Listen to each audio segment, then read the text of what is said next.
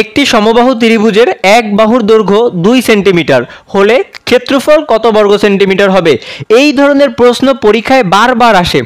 মাত্র 10 সেকেন্ডের মধ্যে এই ধরনের প্রশ্ন সমাধান করে ফেলা যায়। চলো টেকনিকটা শিখাই দিই।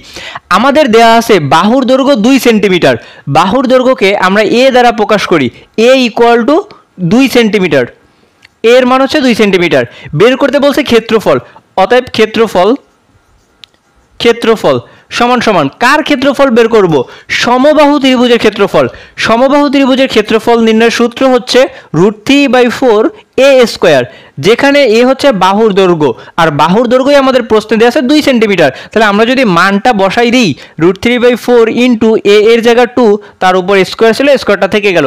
এবার এটাকে যদি একটু ক্যালকুলেশন করে ফেলি, √3/4 ইন্টু 2কে স্কোয়ার করলে আমরা পেয়ে যাবো 4, উপরের 4 নিচের 4 কাটা, থাকবে শুধু √3, অর্থাৎ সঠিক অ্যান্সারটি হবে ক নাম্বার।